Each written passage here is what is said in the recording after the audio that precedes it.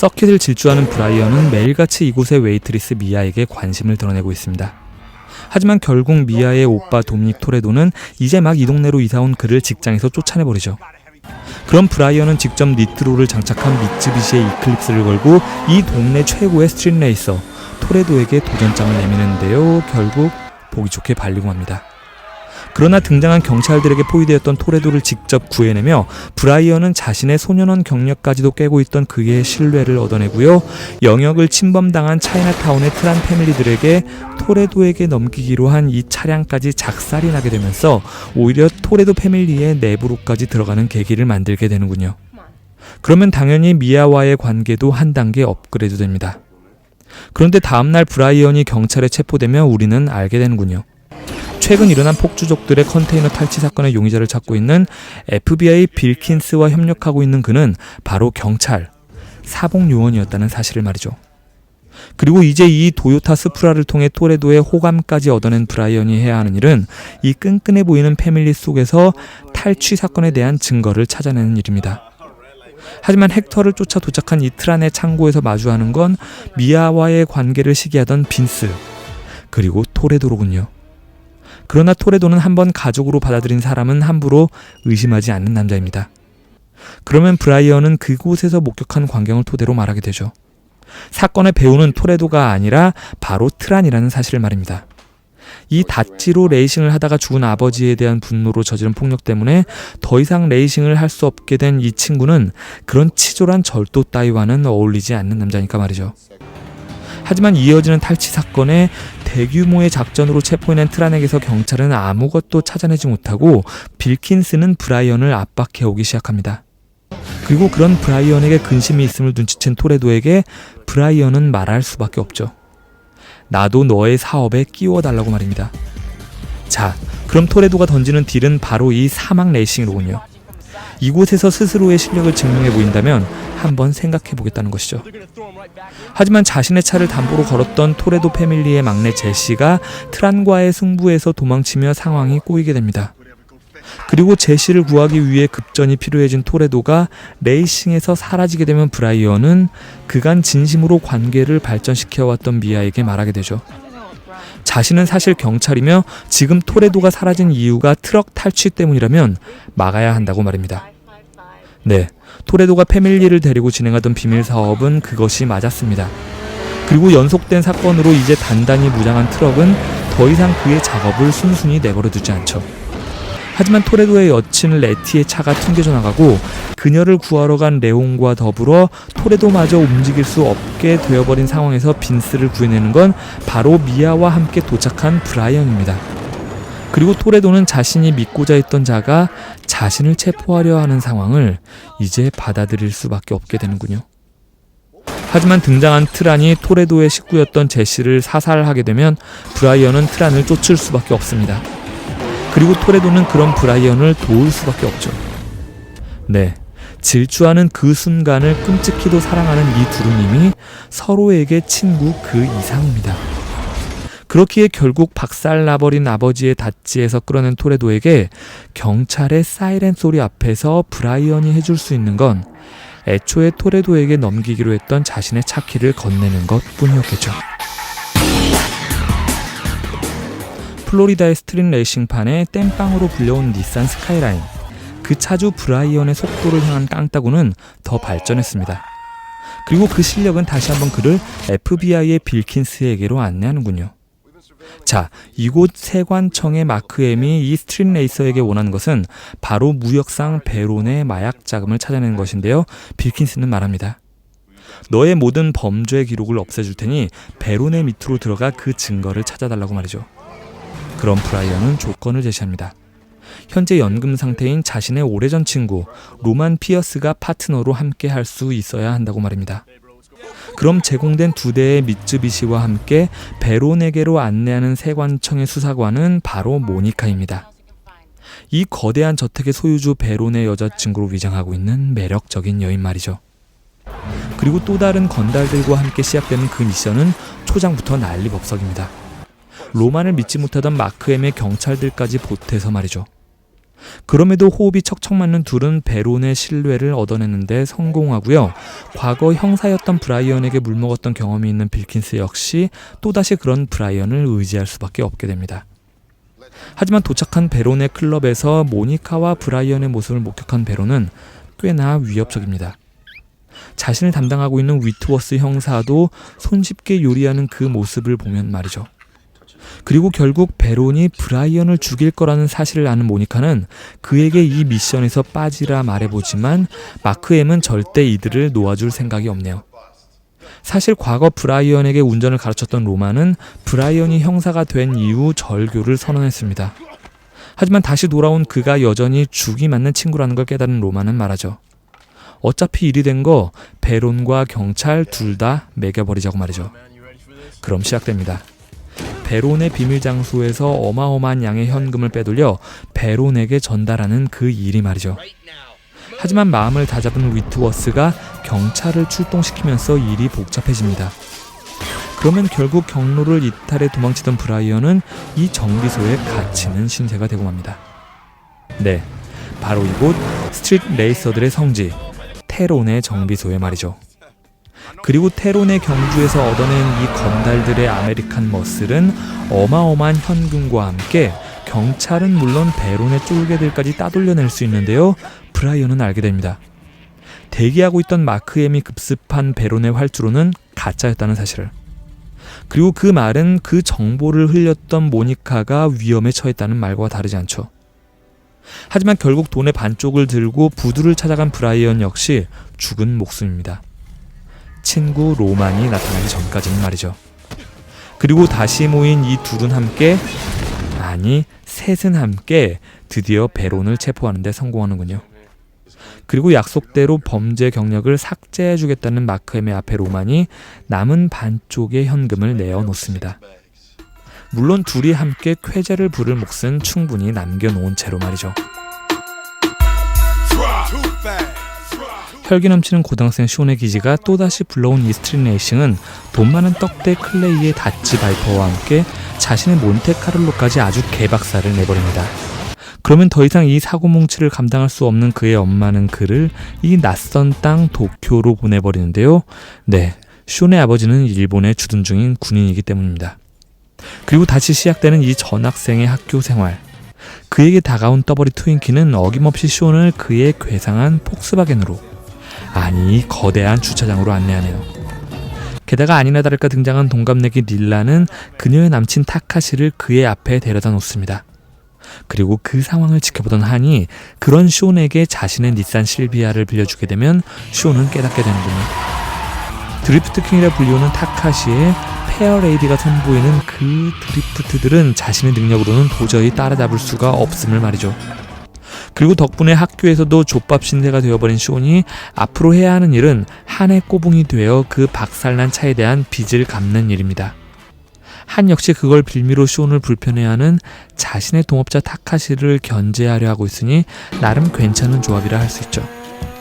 그렇기에 쇼는 인생은 선택이고 선택 후엔 돌아봐서 안 된다 말하는 한의 세계 속으로 더 깊숙이 들어서게 되는군요. 그리고 이미 충분한 돈을 가진 그가 원하는 건 오직 믿을 수 있는 동료입니다. 그렇게 쇼는 한이 건네준 이 미쯔비시 에볼루션을 되는 대로 꼬라박으며 드리프트 실력을 키워나가는데요. 이 존나 매력적인 스승의 꾸준한 가르침은 결국 쇼 스스로도 진정한 드리프트가 뭔지 깨달을 수 있게 해주는군요. 이혼한 부모님 밑에서 그저 사고뭉치로만 자라오던 쇼는 이제 그들이 제공하는 삶의 속박 속에서 스스로 빠져나옵니다. 그리고 그 과정에 고만고만해졌던 트윈키와의 관계도 끈끈해지고요. 타카시의 부하 모리모토와의 드리프트 경기도 시원하게 이겨버리는군요. 그러면 그런 쇼의 주변을 맴돌던 닐라 역시 고백합니다. 어린 시절 엄마가 죽고 타카시의 집에서 자라온 쇼과 다를 것 없는 자신의 불우한 삶에 대해서 말이죠. 하지만 그녀는 타카시에게서 벗어날 수 없습니다. 야쿠자 삼촌 카마타를 등에 업은 그는 절대 그녀를 놓아줄 생각이 없기 때문이죠. 그리고 그는 알고 있습니다. 동업자 한이 삼촌의 사업 자금을 빼돌리는 것 하나 관리하지 못하는 자신은 언제든 내쳐질 수 있다는 서자 출신인 너절한 자신의 처지를 말이죠. 그리고 한 역시 알고 있습니다. 스스로 아무런 결정도 내리지 못하는 타카시의 배짱은 그저 겁먹은 짐승의 몸부림일 뿐이라는 것을 말이죠. 하지만 그러한 자들이 모여 벌이는 이 광란의 질주는 그러하기에 그 한계가 없을 것입니다. 이 어마어마한 속도를 제어하며 느끼는 자유는 이들에게 그 너절한 목숨까지도 걸 수 있게 해주는 것일 테니까요. 그러나 한을 죽인 타카시의 그것은 이미 선을 넘었습니다. 그리고 다행히 등장한 쇼온의 아버지는 그런 쇼온에게 말하는군요. 미국으로 돌아가라고. 아니요. 쇼온은 더 이상 자신이 만든 문제들 앞에서 도망치지 않을 것입니다. 그렇기에 한이 빼돌렸던 돈을 들고 카마다를 직접 찾아가 말하는군요. 타카시와의 문제는 타카시와 직접 겨루어 해결하겠다고. 그러면 이제 함께하는 모두의 도움에 힘입어 시작되는 마지막 레이싱. 쇼는 그 치열한 드리프트전에서 완벽하게 자신의 능력을 증명해 보입니다. 그리고 그렇게 결국 그 자유를 스스로 움켜쥐게 된 쇼온이 마주하게 되는 건 그런 그의 소문을 듣고 찾아온 과거 한의 친구였던 도미닉 토레도로군요. 도미니카에서 이 거대한 유조차를 털고 있는 이 팀은 바로 우리가 잘 아는 도미닉 토레도의 팀입니다. 하지만 여전히 도망자 신세로 살아가고 있는 그는 함께했던 한을 떠나보내고 자신을 떠나지 않는 레티에게서 도망치죠. 그러나 결국 레티가 살해되며 돔은 돌아올 수밖에 없게 되어버리고요. 결국 만나게 되는군요. 역시 레티를 죽인 자를 찾고 있던 브라이언을 말입니다. 네, 레티의 장례식에서 미아를 그저 멀리서 지켜볼 수밖에 없던 그는 현재 FBI 요원입니다. 그리고 자신이 맡고 있는 사건이 돔을 불러들이게 될 거라는 걸 이미 알고 있었죠. 그리고 그 특유의 감각은 그를 안내합니다. 그저 판매책에 불과했던 데이빗에게서 레이싱에 대한 정보를 알아내는 도미닉을 말이죠. 그리고 이제 FBI는 이 레이싱을 기회로 그들이 찾던 마약 유통책을 잡아내고자 하는데요. 당연히 그 임무는 브라이언이 맡게 되겠죠. 압류된 슈퍼카드를 직접 손봐서 말이죠. 그리고 지젤의 안내로 마주한 캄포스는 말하는군요. 오늘 경주엔 도로 통제 따위는 없을 거라고 말입니다. 물론 규칙 따위는 중요하지 않은 이들에게 이 정도 플레이는 뭐. 하지만 돔에게 밀린 브라이언이 3등으로 들어오게 되면서 상황이 애매해지는데요. FBI 브라이언이 1등이었던 클라이브를 마약 소지죄로 잡아쳐 넣어버리면 이 모든 비즈니스의 주인 브라가를 위한 캄포스의 최종 레이서 2명은 브라이언과 도미닉으로 깔끔하게 결정되는군요. 그럼 이제 시작되는 미션은 GPS에 찍혀있는 지점으로 향하는 것인데요. 당연히 그곳에 브라가는 없습니다. 그리고 다른 레이서들과 함께 멕시코로 옮겨진 이들은 FBI의 추적을 피할 수 있는 이 지독한 갱도를 통해 새로운 목적지로 이동하게 되는군요. 그리고 그 과정에 토레도는 확실합니다. 지금껏 성가셨던 피닉스가 바로 레티를 죽인 자라는 사실을. 하지만 브라이언은 복수에 집착하는 돔을 데리고 이 어마어마한 양의 마약들과 함께 그곳을 벗어납니다. 그리고 도망자 신세의 친오빠를 항상 걱정하던 미아에게 그를 데려가죠.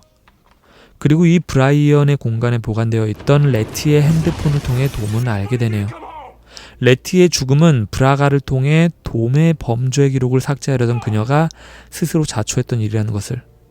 자, 그럼 이제 토레도를 내놓으라는 상부를 향해 브라이언은 말합니다. 토레도가 브라가를 잡는 일을 도울 거라고. 네, 지젤을 통해 도미닉은 브라가를 직접 불러냈습니다. 마약을 안전하게 거래하는 조건으로 말이죠. 하지만 브라이언을 견제하던 FBI가 뛰어들며 일은 엉망이 되어버리네요. 사실 진짜 브라가는 바로 캄포스 자신이었거든요. 그렇기에 결국 국경을 넘어 도망친 브라가는 더 이상 FBI의 소관이 아닙니다. 네, 항상 이런 식이죠. 하지만 돔은 다릅니다. 할 수 있는 일이 아닌 옳은 일, 해야 하는 일을 하는 남자죠. 그래서 브라이언은 함께 브라가의 본거지에 직접 쳐들어가 브라가를 싣고 그를 지키던 조직원들로부터 도망쳐 그 황량하고 지독했던 국경을 넘어 레티의 복수까지 시원하게 선보이는군요. 하지만 덕분에 브라가를 체포해낸 FBI는 토레도 역시 놓칠 생각이 없습니다. 그래서 브라이언은 결심하죠. 자신을 진정한 자신으로 있을 수 있게 해주는 친구 도미닉을 구해내기로 말입니다. 리우디자네이루에 정착한 빈스를 찾아온 브라이언은 돈을 위해 마약 단속반에게 압류된 이 고급 차량들을 지지의 밑에서 훔치는 일을 맡게 됩니다. 하지만 자신들은 그저 미끼였다는 사실을 알게 된 돔은 미아에게 차를 빼돌리게 하고 브라이언과 함께 도망치는 길을 택하는데요. 결국 차를 내놓으라는 이들의 보스 레이에즈에게 붙잡히고 마는군요. 물론 둘은 함께 탈출해내고 찾아온 빈스의 꿍꿍이를 통해 알게 됩니다. 이 차에 숨겨져 있던 칩에 담긴 레이에즈의 어마어마한 자금에 대한 정보들을. 그러나 열차에서 마약 단속반들의 죽음, 그 범인으로 지목된 도미닉의 무리를 체포하기 위해 특별히 파견된 FBI 요원 홉스가 그 위치를 알아내며 이들은 또다시 도망자의 신세로 전락하고 마는군요. 그러나 브라이언의 아이를 임신했다는 미아는 말하죠. 더 이상은 흩어지지 말자고 말합니다. 그러면 이제 돔은 결심하네요. 이 도시를 완전히 장악하고 있는 마약상 레이에즈의 1억 달러를 모두 털고 우리는 그것으로 자유를 사게 될 거라고. 그리고 그 거대한 작업엔 어디든 섞일 수 있는 어떠한 상황에서도 벗어날 수 있는 롬, 어떤 시스템도 뚫을 수 있는 테즈, 두려움 따위는 키우지 않는 지젤, 그리고 재간둥이 레오와 산토스가 함께하게 될 것입니다. 하지만 여러 장소에 나누어 관리되는 이 현금들을 어떻게 훔칠 수 있을까요? 돔이 찾아낸 방법은 바로 훔치지 않고 태워버리는 것입니다.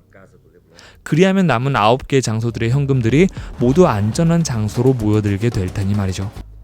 물론 그곳이 경찰서라는 건 큰 문제이지만 이들은 차근차근 필요한 것들을 준비해 나가기 시작하는군요. 하지만 자신의 기동팀과 함께 수사를 진행하던 홉스가 결국 레이에즈를 향하고 있는 돔의 팀까지 파악하게 되고 그것이 결국 자신들의 작전을 위험에 처하게 할 것임을 알고 있던 돔은 결행합니다. 이 스트릿 레이서들의 판으로 홉스를 불러들여 그 차량에 추적기를 달아놓는 작업을 말이죠. 그리고 레이에즈의 일원들에게 경찰이었던 남편을 잃은 홉스의 통역관 엘레나의 신뢰도 얻어내는군요. 그리고 이런 시간들은 돔에게 그간 잊고 지냈던 자신의 모습을 떠올리게 해줍니다. 위험에 처한 미아를 구했다며 함께 찾아온 빈스를 아무런 의심도 없이 다시 받아주는, 가족을 최고의 가치로 여겼던 돔의 모습 말이죠. 하지만 추적기의 정체를 알아버린 홉스의 기습과 함께 그간의 계획은 모두 물거품이 되어버립니다. 그러나 이어지는 매복, 돔을 노리던 레이에즈가 심어놓은 강력한 화력은 그런 홉스의 팀을 괴멸시키고 빈스도 죽게 만드는군요. 그럼 이제 돔은, 그리고 혼자 남은 홉스까지도 레이에즈를 그냥 두고 떠날 생각이 없습니다. 그래서 함께 시작하게 되는군요. 레이에즈가 장악한 경찰서로 직접 쳐들어가 그의 금고를 들고 나오는 작업이 말입니다. 물론 어마어마한 양의 경찰차들이 따라붙지만 이 호흡이 척척 맞는 두 명의 레이서는 이래도 되나 싶을 정도로 도시를 개박살을 내버리면서 질주합니다. 그리고 등장하는 한과 롬은 그 주변까지도 정리해내는군요. 하지만 레이에즈가 따라붙습니다. 그는 자신하고 있죠. 어차피 이 도시는 자신의 손아귀 위에 있다는 것을 알고 있으니까 말입니다. 그러면 더 이상 가망이 없어 보이는 이 다리 위에서 돔은 홀로 돌아서네요. 이제 아버지가 될 브라이언이 안전하게 도망갈 수 있게 하기 위해서겠죠. 하지만 돌아온 브라이언은 떠나지 않았습니다. 그리고 도착해 레이에즈를 죽여버리는 홉스는 말하는군요. 24시간을 줄 테니 이 금고를 두고 떠나라고. 하지만 이들에게 더 이상 이 금고 따위는 중요하지 않습니다. 진짜 금고는 진작에 빼돌렸으니 이들이 각자 꿈꿔왔던 자유의 삶을 가지는데 전혀 문제가 되지 않을 테니까 말이죠. 모스크바에서 일어난 군 차량 탈취 사건에서 홉스는 새로운 파트너 힉스에게 말합니다. 이 사건은 타국에서 엘레나와 함께 조용한 삶을 살고 있는 돔에게도 도움을 청해야 한다고. 바로 이 살아있는 레티의 사진을 통해서 말이죠. 그리고 이 소식은 허세 넘치는 롬과 테즈, 정착을 꿈꾸기 시작한 한과 지젤에 이어 이제 미아와 함께 행복한 가족을 꾸린 브라이언까지도 다시 모여들게 하는군요. 그리고 모두의 사면권을 전제로 이들이 상대해야 하는 자는 군의 통신망을 마비시킬 전자폭탄 나이트쉐이드를 만들고 있다는 SAS 소령 출신의 오웬 쇼입니다. 게다가 그를 잡기 위해 잠입한 인터폴을 가볍게 따돌리고 도로를 질주하는 그의 팀이 펼치는 내동댕이 플레이는 돔의 팀을 압도하는군요. 등장한 레티 역시 더 이상 돔의 사람이 아니고 말이죠. 네, 기억을 잃은 레티는 이미 오웬의 식구입니다. 하지만 그녀의 생존만으로도 움직일 동기가 충분한 돔의 식구들은 인터폴에게서 훔쳐낸 정보들로 곧 폭탄을 활성화시키게 될 오웬의 약점을 찾기 시작하네요. 그리고 그 과정에 이 런던을 완벽하게 장악하고 있는 것 같았던 그의 팀에게도 타격이 생기지만 오웬은 자신의 신념을 위해 그 정도 희생은 쿨하게 넘어갈 수 있는 남자입니다. 그리고 지젤이 얻어온 익숙한 이름 브라가는 이제 브라이언을 LA 구치소로 향하게 하고요. 전 FBI 동료의 도움으로 결국 마주한 브라가는 말하는군요.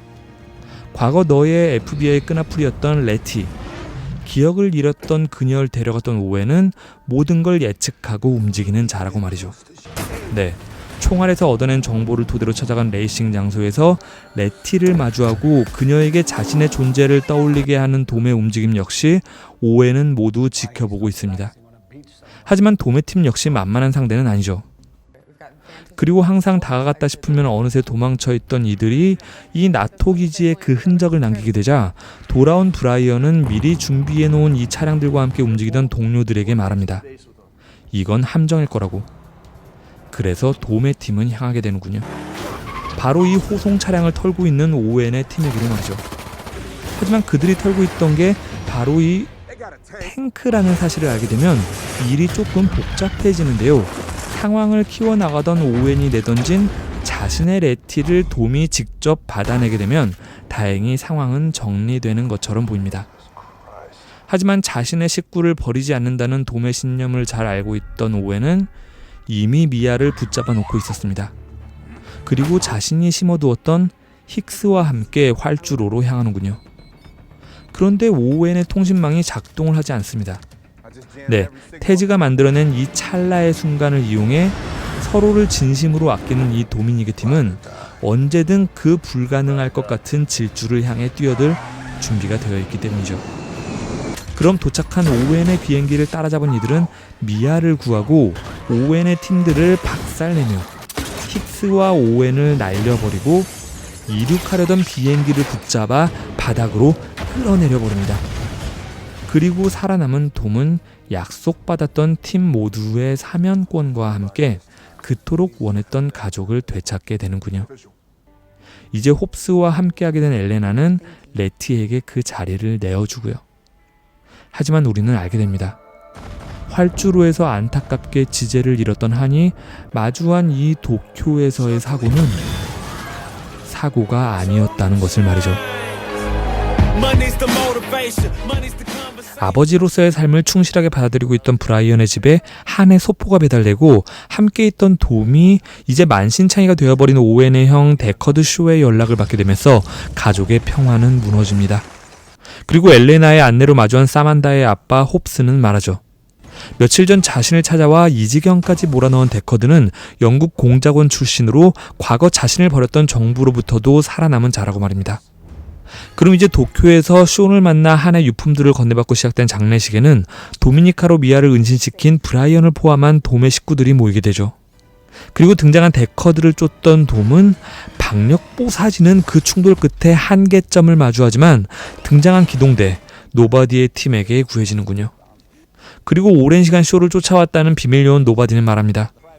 테러리스트 자칸디로부터 해킹 프로그램 신의 눈을 되찾아준다면 그 자원을 이용해 쇼를 잡게 해주겠다고 말이죠. 게다가 시작되는 이 거대한 미션에 돔의 끊임없는 노력에도 불구하고 기억을 찾지 못해 혼란스러워하던 레티까지 함께하게 되면 이들은 뛰어내리게 됩니다. 아제르바이잔 코카서스 산맥의 험난한 도로를 달리고 있는 자칸디의 호송 차량들을 향해서 말이죠. 그리고 그들의 강력한 반격에도 불구하고 이들은 신의 눈을 만든 해커 램지를 훔쳐내는군요. 이 옹박 같은 놈이 상황을 꽤 까다롭게 만들어내고 여기까지 쫓아온 쇼의 등장으로 상황이 좀 난감해지긴 하지만 뭐 어떻게 잘 버텨내고요. 그런 이들을 신뢰하는 램지를 통해 이들은 움직이게 됩니다. 신의 눈을 맡겨놓았다는 아부다비로 말이죠. 하지만 사파에게 맡겨졌던 그 드라이브가 요르단 왕자의 슈퍼카 라이칸에 들어가 있음을 알게 되면 당연히 이들은 그것이 있는 이 타워의 펜트하우스로 잠입합니다. 물론 모든 게 쉽게 풀리지는 않지만 나름 기지를 발휘해 얻어내는군요. 그럼 이제 노바디는 약속대로 이 신의 눈을 이용해 도미닉을 데커드에게로 안내하게 되죠. 하지만 천하의 데커드 쇼가 그렇게 앉아서 사냥이나 당하고 있을 리가 있나요? 그는 이미 램지를 도둑맞은 자칸디와 한 팀이 되어 작동을 시작한 신의 눈을 빼앗아버립니다. 그리고 그 과정에 부상 입은 노바디가 낙오해버리면 이제 신의 눈을 이용한 사냥의 대상은 바로 그것을 끌 수 있는 유일한 자, 램지가 될 것이고요. 하지만 LA로 돌아온 도매 식구들 역시 그저 앉아서 기다리고만 있지는 않겠죠. 그러나 신의 눈을 가진 자칸디의 공격은 바로 이 강력한 화력의 드론을 통해서 시작됩니다. 그러면 이들이 해야 하는 일은 신의 눈을 해킹 중인 램지를 그것으로부터 지키는 일인데요. 브라이언의 차가 박살이 나고 램지의 통신망까지 잃어버리게 되면 이들이 할 수 있는 건 그저 도망치는 일뿐입니다. 하지만 병원에서 지켜보고 있던 홉스가 등장해 드론을 부셔버리네요. 그리고 옹박을 제껴낸 브라이언이 통신망을 복구해내면 램지는 신의 눈을 되찾아냅니다. 하지만 자칸디는 돔을 목격하는군요. 데커드의 추격을 받던 돔은 다시 한번 벌어진 치킨 게임에서 기선을 제압하고 개박력 넘치는 혈투를 벌이고 있었는데요. 발사되는 자칸디의 미사일은 데커드를 날리고 이제 돔을 향하고 있습니다. 하지만 홉스의 시원한 총알 세례에 무너지는 주차장에서 솟아오른 돔의 폭탄 선물까지 이어지면서 상황은 종료되는군요. 그리고 이제 돔과 결혼했었던 기억을 되찾은 레티의 앞에서 눈을 뜬 돔은 깨닫게 됩니다. 더 이상 적의 위협도 없을 것이고 이제 둘째까지 가지게 된 행복한 아빠 브라이언을 더 이상 이 질주하는 삶 속으로 끌어들일 수 없을 거라는 사실을 말이죠. 사랑스러운 딸 사만다와의 오붓한 시간을 보내던 홉스는 베를린에서 다시 한번 도매 팀과 함께 정부의 비공식 미션을 진행하는데요. 이게 문제가 복잡해집니다. 돔이 팀을 배신하고 훔친 EMP를 챙겨 달아났거든요. 이게 어떻게 된 거죠? 어쨌든 이제 더 이상 국가의 보호를 받을 수 없게 된 홉스는 자신이 잡아놓은 쇼를 마주할 수밖에 없게 돼버리네요. 자, 팀을 배신한 돔이 올라탄 곳은 바로 사이퍼. 레티와 함께했던 신혼여행지에서 만났던 자의 공중기지입니다. 그리고 그녀는 돔에게 쿠바에서 벌였던 경주, 너의 뒤통수를 쳤던 랄도를 용서한 이유를 묻는데요. 관용은 상대방을 변화시킬 수 있다는 돔의 대답에 받아치는군요. 진짜 너에게 필요한 건 그따위 신념이 아니라 그저 자유를 누릴 10초의 순간이 아닌 거냐고 말이죠. 한편 감옥의 홉스는 그 철창이 열리며 반강제적으로 탈출의 기회를 얻게 되는데요. 그건 바로 노바디가 원했기 때문입니다. 그리고 그런 그가 주문하는 건 바로 이 준비된 도매팀과 함께 해킹의 신이라 불리우는 사이퍼를, 아니 돔을 잡아달라는 것이군요. 그녀의 나이트 쉐이드건을 맡았다가 버림받았던 동생 오웬에 대한 복수를 원하는 데커드와 함께 말이죠. 하지만 이미 잠입해 있던 사이퍼는 돔과 함께 이들의 신의 눈을 훔쳐내고요. 모든 건 필연이 아닌 선택이라 말하는 그녀에게 엘레나와 그녀의 아들, 아니 자신의 아들을 인질로 잡힌 돔은 말합니다. 지금 자신에겐 선택권이 없는 거라고 말이죠. 그러나 이런 절망적인 상황 속에서도 쇼는 유령 비행 중이던 사이퍼의 목적지를 찾아내고요. 노바디가 제공한 압류 창고는 다시금 이들의 전의를 불태우게 하는군요. 하지만 뉴욕에서 시작되는 이 사이퍼의 게임이 그리 녹록지는 않을 것입니다. 장악한 좀비 차량들을 마음대로 요리해내는 그녀와 함께 이 러시아의 국방장관에게서 핵 발사 코드를 훔쳐내게 될 자는 바로 돔이 될 테니까 말이죠. 그리고 동료들로부터 완전히 붙잡힌 것 같았던 돔은 역시 도망쳐내고 쫓아온 데커드도 제거합니다. 그런데 레티에겐 그러지 못하네요. 그럼 결국 사이퍼의 오른팔 로즈가 나서게 되고요. 그 대가는 바로 엘레나의 목숨이 되어버리죠. 그리고 그런 그녀 앞에 돔이 느끼는 감정을 원시적이라 폄하하는 오웬과 자칸디까지도 사주했던 그녀가 하려는 건 바로 3차 대전을 일으키는 것입니다. 테러 집단에게 점거당한 러시아의 블라도빈에 보관되고 있는 핵 잠수함을 이용해서 말이죠. 그리고 이미 도착한 돔은 EMP를 이용해 사이퍼가 그 제어권을 가져갈 수 있도록 해버리네요. 그리고 뒤이어 핵미사일의 카운팅까지 시작되지만 다행히 감잡기 시작한 리틀 노바디, 에릭의 활약으로 최악의 상황은 막아냅니다. 그러면 이제 이들이 해야 하는 일은 잠수함이 도망칠 수 없도록 수문을 닫아버리는 것인데요. 테러 집단들의 추격에 이 언제 부서질지 모르는 바닥은 그 일이 쉽지 않게 만들어버리는군요. 하지만 레오와 산토스의 활약으로 숨겨졌던 데커드가 랄도의 도움으로 돔이 만났던 쇼의 엄마 막달레나를 통해 동생 오웬과 함께 사이퍼의 비행기로 잠입하고 돔의 아들을 챙기게 되면 이제 자유를 찾은 돔은 동료들을 조준하고 있던 로즈, 엘레나를 죽인 자를 처형합니다. 그리고 진짜 돔을 기다렸던 동료들의 곁으로 돌아가는군요. 그럼 이제 초조해진 사이퍼는 어뢰를 날리고 이들이 달리는 바닥을 부수고 열추적 미사일까지도 날려보지만 돔이 함께하는 이 완벽한 팀의 앞에선 아무 소용없습니다. 애초부터 그녀는 적이었던 자의 진심까지도 얻어낼 수 있는 돔의 상대가 될 수 없었으니 말이죠. 그리고 그렇기에 이제 더 단단하게 뭉치게 될 도미닉의 패밀리가 맞이할 이 앙증맞은 꼬꼬마의 이름은 바로 브라이언입니다. 분노의 질주 이번 이야기는 루크 홉스와 데커드 쇼, 완전히 다른 스타일의 삶을 살고 있는 두 독고다이에 대한 이야기입니다. 일단 한없이 단순한 근육질 홉스부터 이야기를 시작해보자면, 사만다의 자상한 아빠인 그는 어딘가 하는 짓이 데드풀을 꼭 닮은 이 CIA 요원 로크로부터 미션을 부여받게 되는데요. 하필 파트너가 쇼라는 사실에 기겁합니다. 그래서 혼자 범인을 쫓기 시작하죠. 해티, 런던 MI6 소속의 그녀는 눈꽃이라 불리우는 바이러스를 확보하던 이 괴력의 악당 브릭스턴을 마주하고요. 그 바이러스를 지키기 위해 스스로 숙주가 되어 도망쳤는데요. 브릭스턴은 오히려 상황을 역이용해 그녀에게 동료들을 배신하고 바이러스를 빼돌린 혐의를 씌워버렸습니다. 그리고 결국 그녀는 자신을 쫓던 홉스의 손에 붙잡히게 되는군요.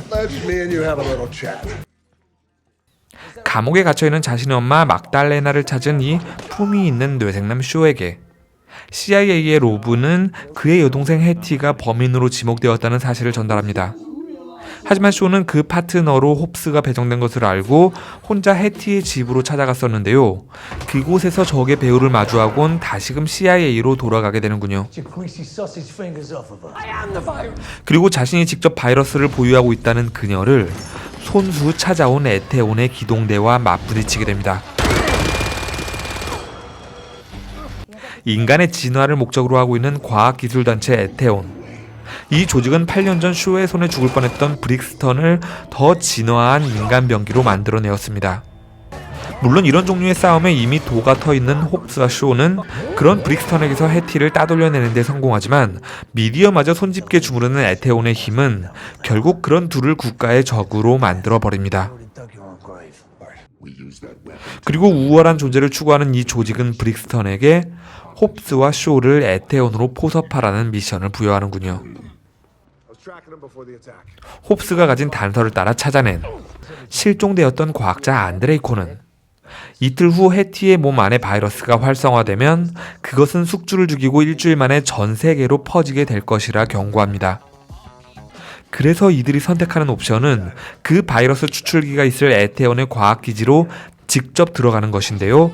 마피아를 전문적으로 잡아 족치는 쇼의 모스크바 친구 마르가리타를 통해 무기를 확보한 이들은 과거 남매가 즐겨 썼던 미끼 작전을 쓰기로 합니다.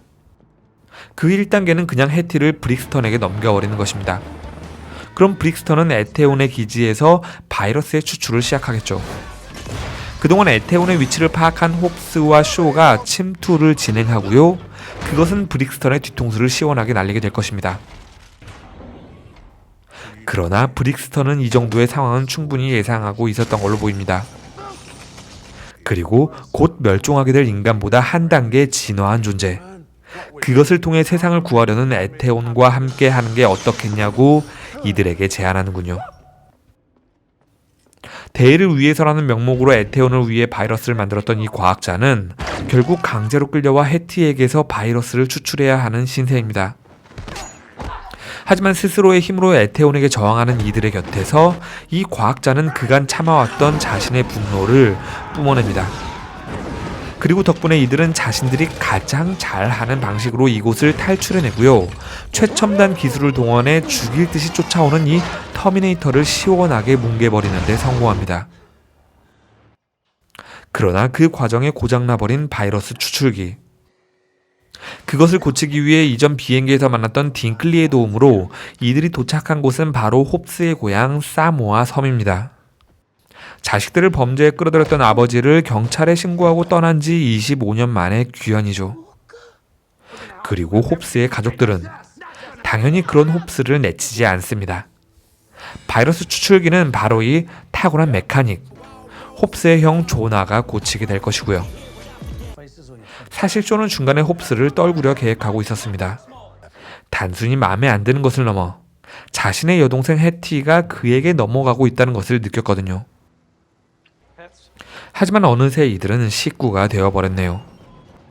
그렇기에 이 원시적인 무기들밖에 남아있지 않은 이 평화로운 공간에서 자신의 친구 홉스와 함께 쇼는 곧 밀려오게 될 전쟁을 준비하게 되는군요.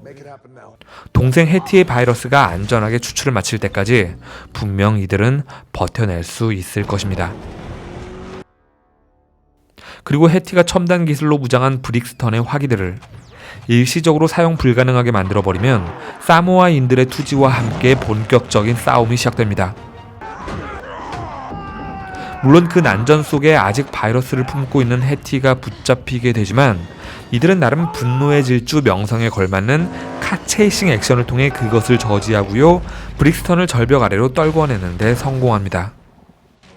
자, 그럼 이제 홉스와 쇼를 죽여도 된다는 에테온 국장의 승인을 받아낸 브릭스턴도 더 이상 이들을 봐줄 생각이 없습니다. 하지만 홉스와 쇼, 이제 서로를 의지하는 두 명의 협공은 그런 브릭스턴을 무너뜨리죠.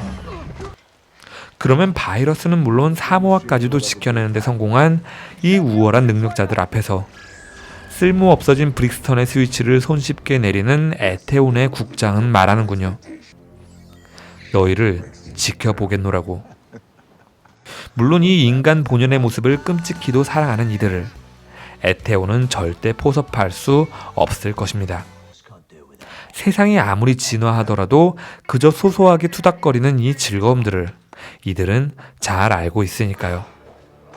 물론 새로운 바이러스가 또 발견되었다며 쓰잘데기 없는 농담들을 던져대는 이 로크 요원은 좀 죽여버려도 될 것 같긴 합니다. You touch me, then I'll be rude with you. Like who was you?